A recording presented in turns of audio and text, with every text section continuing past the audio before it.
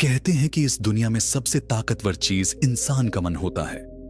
अगर तुम किसी चीज को पूरे दिल से, सच्ची लगन से चाहो, तो वो एक ना एक दिन तुम्हारी जिंदगी में जरूर आएगी। ये मैं नहीं कह रहा, बल्कि बड़े बड़े विचारकों और महापुरुषों ने कहा है। मगर अगर ये बात सच है, तो फिर हम जो दिल से चाहते हैं, वो हमें मिल क्यों नहीं पाता? आखिर कौन होगा जो अपने मन में दुख मांगेगा? लेकिन फिर भी ज्यादातर लोग दुखी ही क्यों हैं?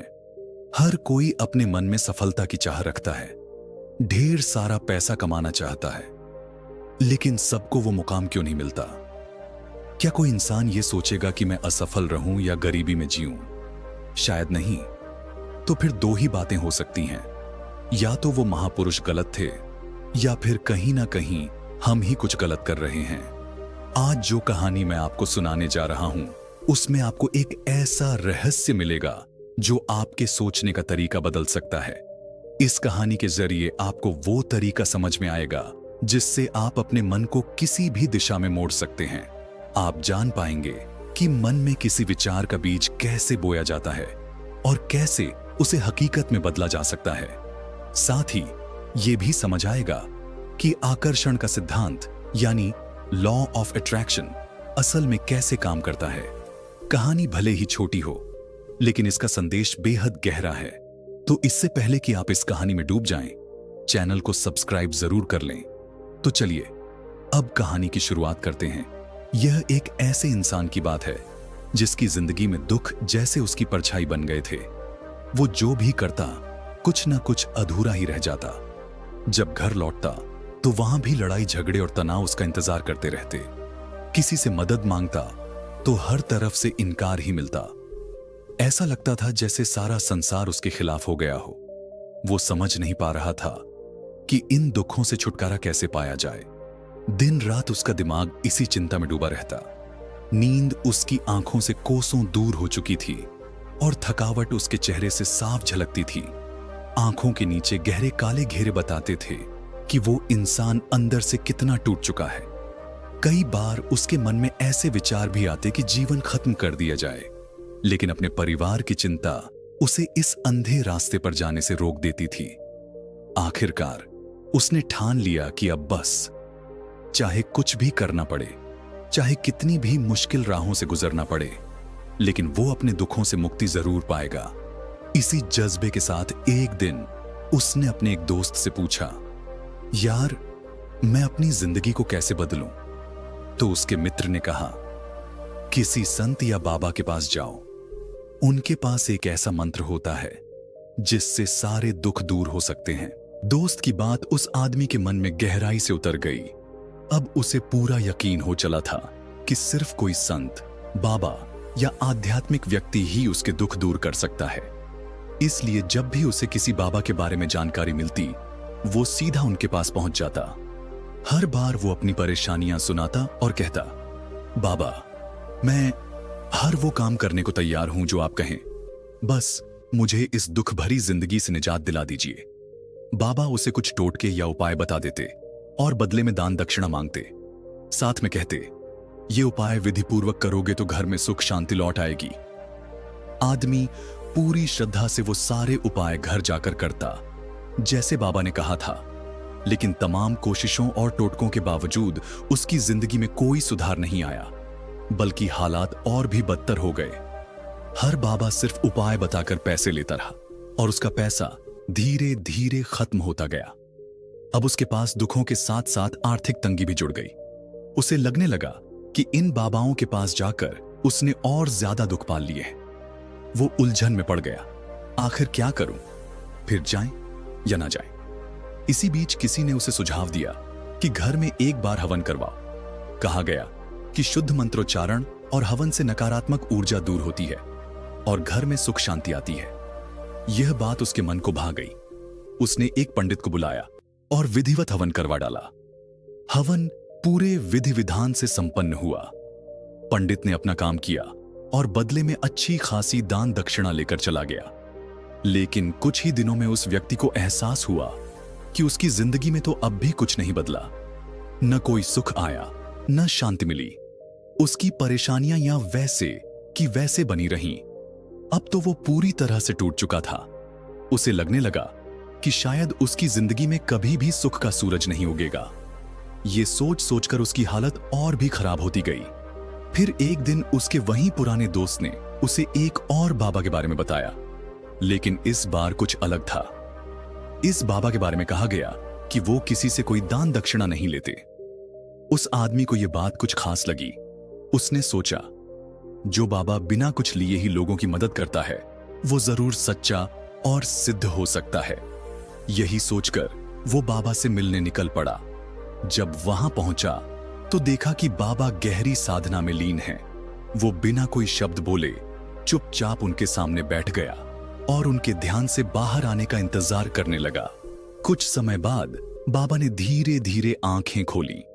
सामने एक बेहद थका हारा दुखी व्यक्ति को देखकर वो तुरंत समझ गए कि यह इंसान भीतर से कितना टूटा हुआ है। बाबा ने स्नेह भरे स्वर में पूछा, बच्चा, क्या तलाश है तुम्हें? क्या लेने आए हो बाबा के पास? उस व्यक्ति ने गहरी सांस ली और कहा, बाबा, मैं अपनी जिंदगी से बेहद परेशान हूं। दुखों ने मुझे चारों तरफ से घेर लिया है। मैंने हर तरीका आजमाया, जो भी किसी बाबा ने बताया, जो किसी ने सलाह दी, सब किया, लेकिन मेरे हालात कभी नहीं सुधरे, बल्कि पहले से भी ज्यादा बिगड़ते चले गए। अब तो हाल ये है कि कई बार मेरे मन में जीवन खत्म करने का भी विचार आता है, लेकिन अपने परिवार की चिंता मुझे उस अंधे फैसले से रोक देती है। मैंने आपके बारे में बहुत सुना है बाबा। इस उम्मीद में आया हूं कि आप कोई ऐसा रास्ता दिखाएं जिससे मैं इस अंधेरे से बाहर आ सकूं। मैं कुछ भी करने को तैयार हूं, चाहे वो रास्ता कितना भी कठिन क्यों ना हो, मैं उसे पार करूंगा।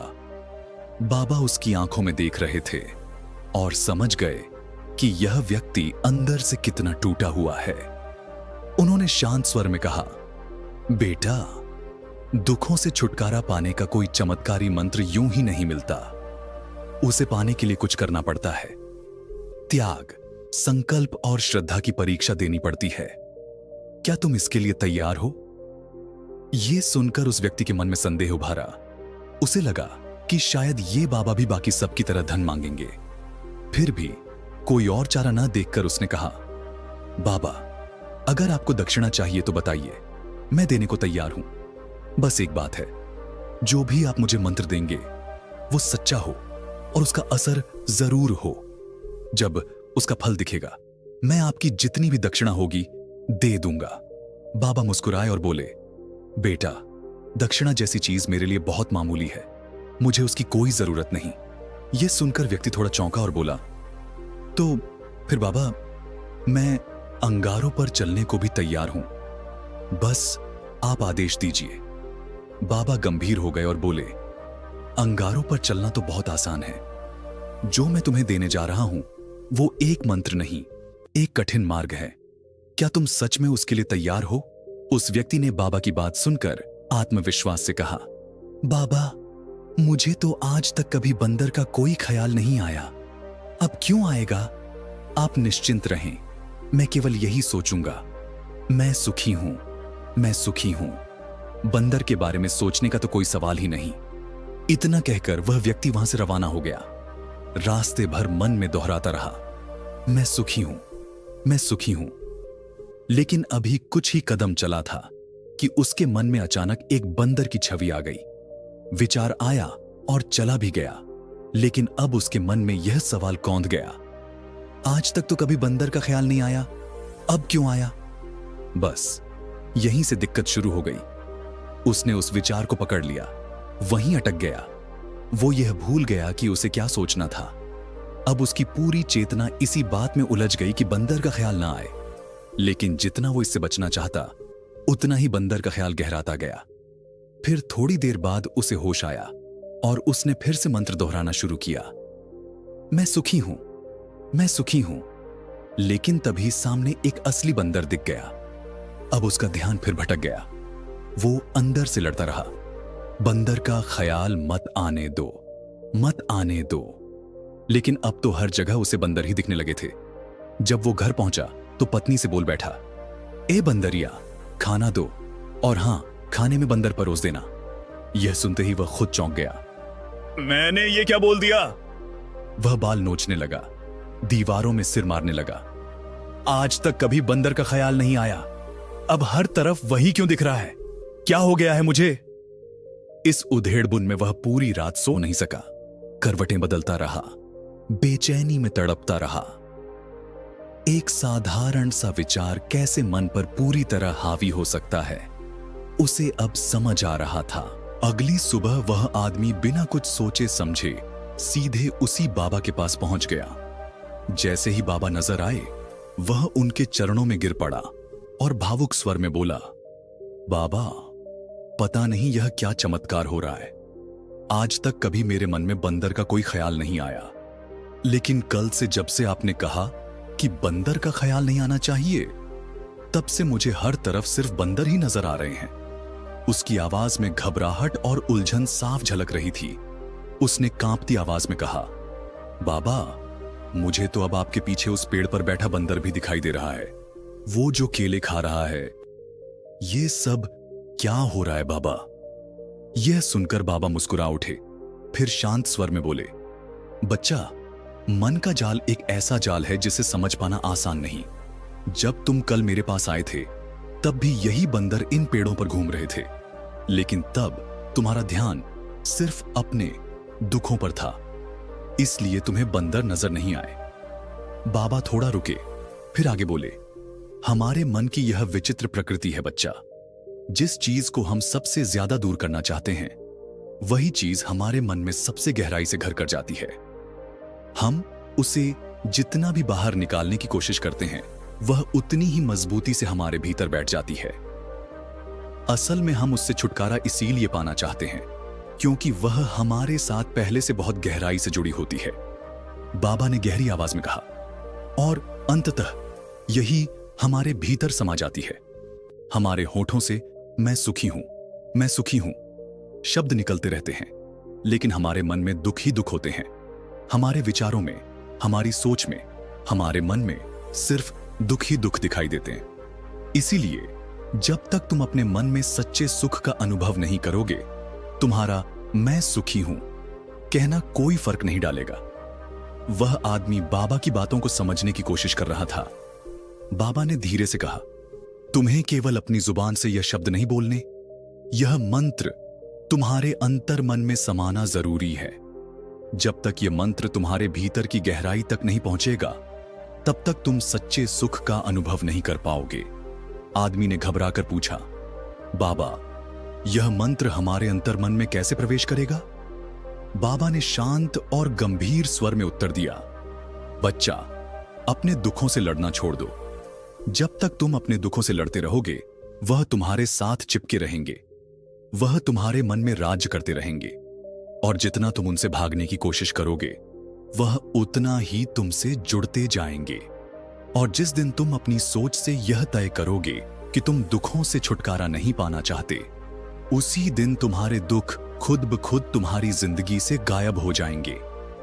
वह आदमी और भी अधिक चकित हो गया। बाबा ने अपनी बात जारी रखते हुए कहा, किसी भी चीज से छुटकारा पाने के लिए हमें उसे बार बार सोचना बंद करना पड़ता है। हम जितना उसके बारे में सोचते हैं, वह उतनी ही गहरी हमारे मन में घुसती जाती है। यह कहानी एक गहरे जीवन पाठ पर आधारित है, जो हमें सिखाती है कि हम जिन चीजों से छुटकारा पाना चाहते हैं, उन्हें लगातार सोचने से वे हमारी जिंदगी का हिस्सा बन जाती हैं। दुखों से बचने के बजाय हमें उन्हें अपने मन में अहमियत न देनी चाहिए, और इस तरह हमारी सोच की दिशा बदलकर हम सुख की ओर अग्रसर हो सकते हैं। आपने अंत में एक सशक्त संदेश दिया है, जो निश्चित रूप से दर्शकों को अपनी सोच और दृष्टिकोण को बदलने की प्रेरणा देगा। साथ ही यह इस कहानी का सार है कि सफलता और खुशी पाने के लिए हमें अपने अंतर मन में उन चीजों को बसाना होता है जो हम सच में चाहते हैं।